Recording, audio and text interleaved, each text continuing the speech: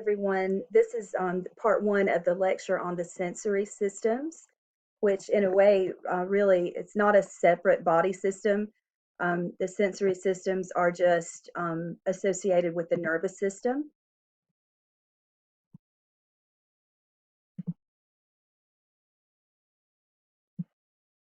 Okay, and all right, sorry. You've probably heard of the five senses, and that's basically what we'll be studying, but we might call them something a little different, and there's actually six that we study in this chapter. They're divided into the special senses and the general senses. The special senses have an actual sensory organ. Like for example, olfaction is the sense of smell, and the organ, of course, is the nose, the nasal cavity.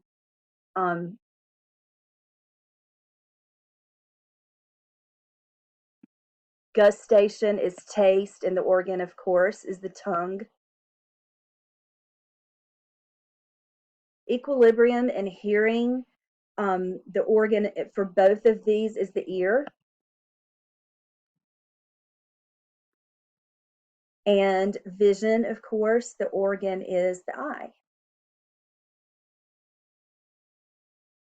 That's why they're called the special senses. The general senses are what we would probably in regular language, just in everyday language, just call touch. But touch can be, they're all touch sensations are categorized as somatosensation. And remember, the somatic nervous system is the nervous system that carries information to the skeletal muscle to cause your body to respond. For example, if you touched a hot oven, your central nervous system would send a signal to your arm and your hand to move your hand away from the oven.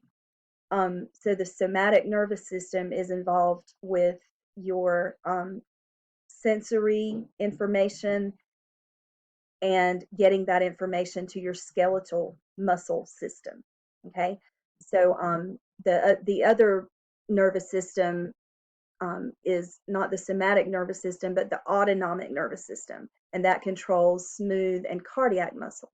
So just to remind you what the somatosensory or somatosensation means. But touch can mean, light touch, deep touch, pain. It can be deep pressure. It can be hot. It can be cold. So there are different receptors for different somatosensory receptors for touch. If the sensory receptor monitors, I'm going to move my head. If the sensory receptors monitor some condition in the environment, they're called exteroceptors. For example, there.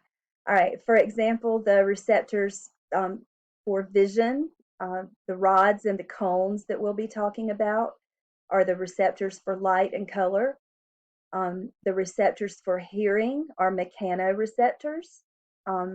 They actually parts of the receptor is actually physically distorted, and that's what causes the nerve impulse. Touch can either be thermoception, which there are receptors for cold and there are receptors for heat. And then nociception is receptors for pain. So vibration is also determined with mechanoreceptors. Mechanoreceptors give the information, of the vibration, to your central nervous system. There's a lot of different examples of that, but I don't know. I mean, like that is how we know that there's an earthquake. We can feel the vibrations, We haven't had too many in North Carolina, but I know just a few years ago, I was teaching, it was within the past 10 years, I was sitting in my office at another community college, Sampson Community College, and we had an earthquake and the building shook. And it was a very solid building, and I was on the interior and I felt the earthquake. And that was kind of exciting because we don't get earthquakes. This isn't California. But you may remember that. I wish I knew the date, but I don't. I could probably look it up. But anyway, there North Carolina does lie on a major fault line. But there are receptors called proprioceptors. Proprioceptors help us to know the position of our body in space. They help us with coordination. Like they help you to know if you are standing up or sitting down or lying down or standing on your head. You know, they help you know if your arm is raised up or if it's, writing on a slideshow for your students. They just, proprioceptors just help you understand the position of your body in space. My proprioceptors right now are telling me that um, I am sitting with one leg under the other leg, one foot under the other leg, and my hands in my lap, and my head is upright. I mean, that kind of thing. So equilibrium is balance. You've probably heard of motion sickness or seasickness. Those occur because people's sense of equilibrium is off. There's also a symptom that some people get. It's called vertigo, and it's just when you get really dizzy, your equilibrium is off. Your sense of equilibrium is associated with your ears. There's liquid. Well, it's more of a gelatin. There's a fluid in your ears that when your head moves around too much, that your equilibrium gets off. So when that fluid moves around too much, like it would do if you were riding in a boat, or a car, even it's more in a boat, but if you ride in a car with me, your equilibrium is going to be off. My whole entire family has told me that I'm a terrible driver, and I speed up and slow down a whole lot. And it's probably just because I get nervous. I don't know. I can't help it. I can't change it. Or maybe just I won't. But anyway, it is what it is. Chemoreceptors respond to molecules in the atmosphere. So there are different molecules in our food and just in certain gases in the atmosphere that we can taste with our tongue, that's gustation, and that we can smell with our nose, which is olfaction. And so these are chemoreceptors. So we've got thermoreceptors, nociceptors, mechanoreceptors, chemoreceptors. How many is that? 1, 2, 3, 4. Seems like there's a fifth one. I'll think of it later. But interoceptors are receptors that receive information from within your body. So if your blood pressure drops, if blood levels of certain chemicals change, like your blood glucose levels, your blood pH, your blood carbon dioxide and oxygen levels, blood calcium levels, different things like that, interoceptors will receive that information. All right, so sensory receptors are one of two things. They're either specialized cells, and then that cell, so we'll say this is the cell. It's got a nucleus,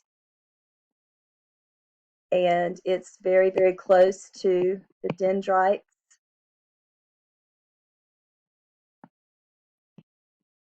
of a neuron. So it can either be this cell or it can be the nerve endings of the dendrites that are sensory receptors. So either specialized cells that are connected to nerve endings or the ends of the neurons themselves, the ends of the dendrites of sensory neurons that are part of the peripheral nervous system. Sensory receptors are used to receive information about the environment, whether that is internal or external. Can be your internal environment as well. Each sensory receptor is modified for the type of stimulus it detects, and we'll go into detail about that as we learn about the different senses.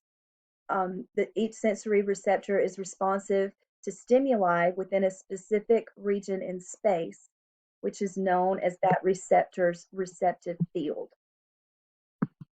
Oh.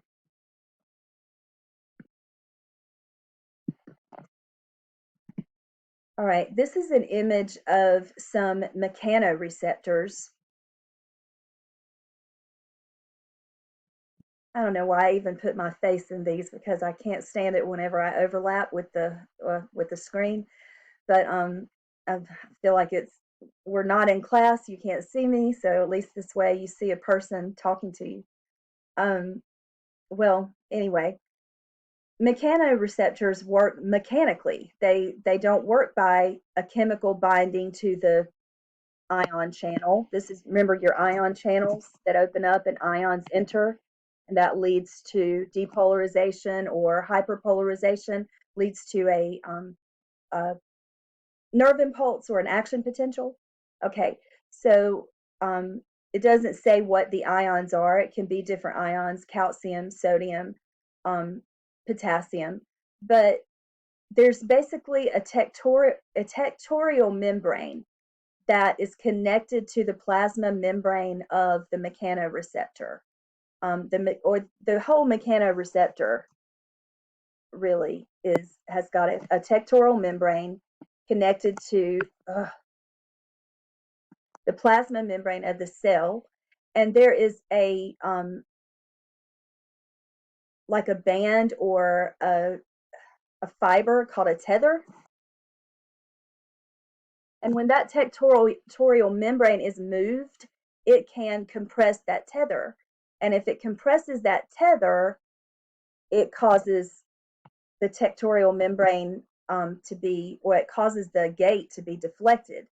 And that opens it up and the ions enter, and this is what can lead to a nerve impulse or, a stimulus received by the central nervous system.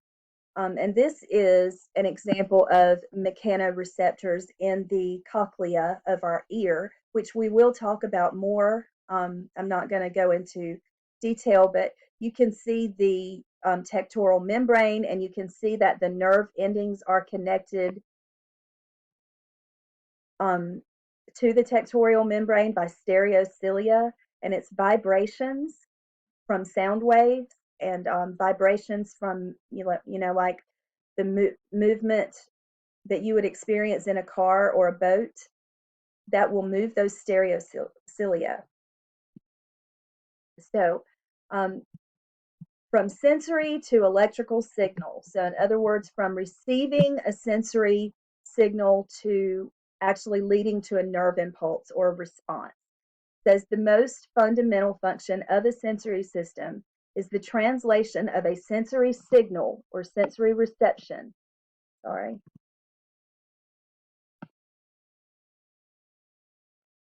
to an electrical signal or an action potential in the nervous system.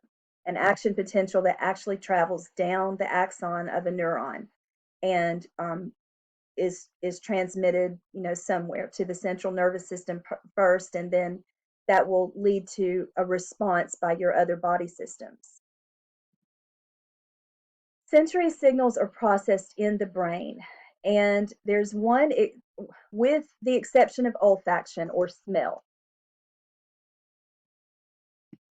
All sensory signals are sent to the thalamus. The thalamus is the relay center to the cerebral cortex. And again, I'm in the way. So this is the thalamus.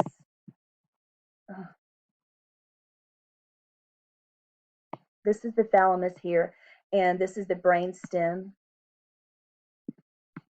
And then this part is the cerebral cortex. And there are different regions of the cerebral cortex that process information